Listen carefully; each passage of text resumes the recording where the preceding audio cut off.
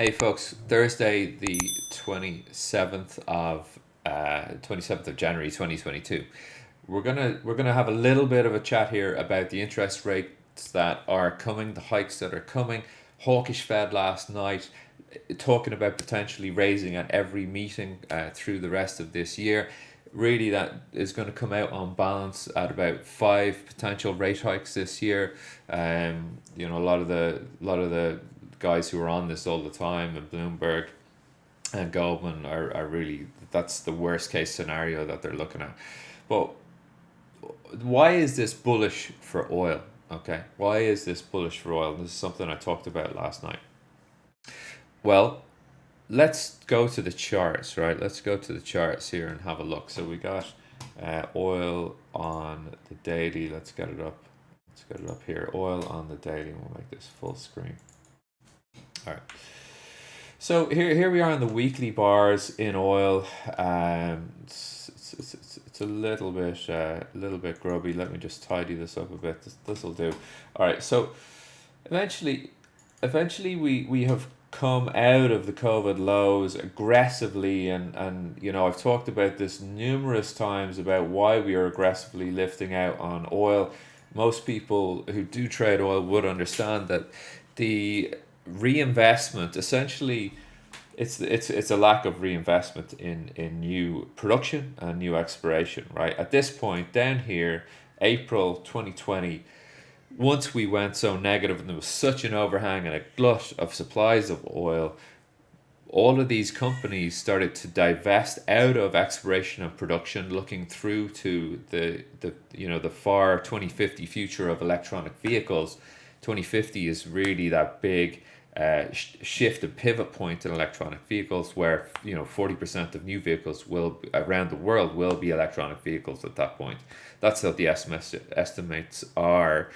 They're also like Shell and BP are getting into retailing electricity, for home and EVs generated by solar and wind, and they're getting expanding their carbon capture stuff. So they've got a lot more stuff to do than just good old fashioned oil investment and exploration and production.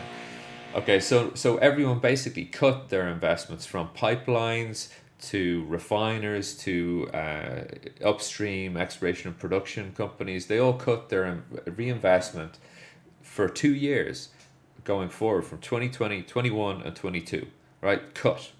Now, the industry needs quite a significant amount of money invested just every year to just keep up with natural growing year-on-year demand.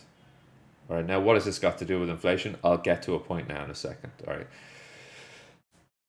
When we were in the shale revolution, going back as far as 04 to '08 in this area, right, you can see back here and up here, really driving up to, these are back adjusted prices, but in real terms, we were at about 142 barrels on the top up here, right? Or sorry, $142 a barrel on the top up here. Now the back adjusted price is 224, but you don't, or 222. We don't need to talk about back adjusted pricing here. You just need to see the inflections high and low in the price.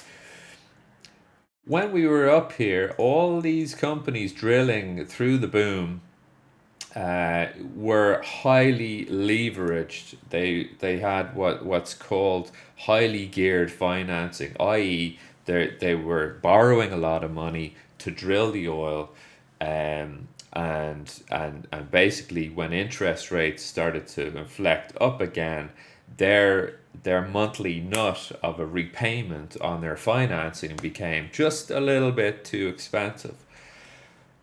Now, when we kind of come forward in time here a little bit more, we hadn't really come out of the woods that much in 2014, and Saudi Arabia here at this point did not decide to act as a swing producer and to get rid of the shale oversupply glut, and so down we came again, right, into kind of this pre-COVID period right here. But the point is that when we started coming down below the $100 figure, and actually then below what was at the time around 50s and 40s, these oil companies started to really have to scramble for cash and liquidity month on month, right? Um, so they wanted to service their loans at set interest rates, but now those interest rates, well, they weren't set; they were actually now higher, right? And so the repayments came more and more. Okay, so if we basically then go forward and we say, well, now oil drillers, to get rid of this tightness in the industry, we need to have drillers going back, borrowing money to finance the programs, to drill for the oil, to get it to the refiners, to ease this tightness. Okay.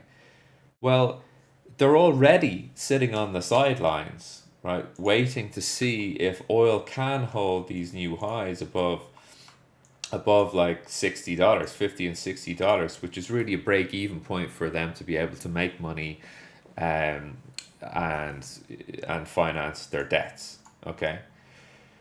But if we are at 87 a barrel on WTI, and these drillers are already sitting on the sidelines because they're waiting to see if we can hold these stable prices, and they're thinking, okay, yeah, we're probably going to get back to drilling now. We are seeing a lot more drilling rigs coming back online in the Bakken, the Permian Basin. These are figures you can track easily. But the point is if they're now saying, well, all right, we got an investment program of like 2 to 5 to 10 billion this year for our North American operations. I'm just taking any old company. Right, let's flesh this out and get the projects going. And now they're staring down the barrel of the gun of the Fed raising interest rates 5 times this year. Okay, that means that, are you now going to take out a huge amount of financing when the central banks are now coming in and saying, well, we're going to potentially hike rates 5 or maybe 8 times? Now they're not going to do it 8 times, but let's just say a lot of times, minimum, say 3 or 4 times this year, to fight inflation, right? And there's kind of like a circle going on here. Why is inflation persistent? Because energy costs are higher. Why are energy costs higher? Because no one's reinvesting in servicing the supply, and so you get this sort of vicious circle occurring now, and it's a perfect circle for higher oil prices. So these companies are now going to be second guessing their plans for raising. Now, is it any surprise that we're raising rates in 2022? Absolutely not. If you were a planning manager back in October, November, December 2021, you're going to have to be thinking, well, if you are leveraging and loaning money for drilling programs, you're going to want to lock it in at pre-rate hike levels. So, but anyone who is going to be requested to expand their production and their quotas, they're going to be hard pressed to do that, because they're going to have loan facilities that are going to be geared on higher interest rates now, should the Fed hike come in with 5 hikes this year. So this is why it's good for higher oil prices, and that the Fed are hiking now and aggressively talking about hikes at every meeting. All right. So, that's my thesis on this. I haven't been wrong in 2 years on this price, and I don't intend to be wrong now. Let me tell you. I think. Well, look, I don't mean to sound bravado, but this is a perfect storm, I think, for oil to go higher. It's not just me that's looking at 107s. It's Daniel Jurgen. The guys in the room are sick of hearing me talking about Daniel Jurgen and his price predictions. But that's it. So I think we can easily trade from here to 107. Is that going to be a linear ride? No, absolutely not. It's not going to be. We have the highs of 2015 put in the May there. 2015 at 90 spot 37s on WTI. We already hit $90 a barrel on Brent yesterday. And there's no signs of this stopping. There's no signs of this stopping. So there is going to be another call on OPEC to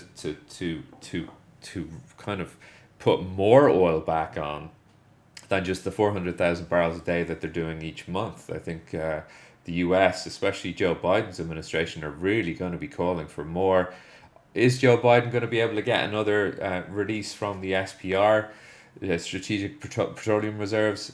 I don't think so. I don't think so because they're not going to do it on their own as a country. They need it to be coordinated with China, UK, Europe, South America. They need to tie it in. They can't just be seen to be doing releases on their own, because that's market manipulation essentially, and it's a vicious circle if you get into doing a release on your own. And I don't think they've actually done an uncoordinated release in the past.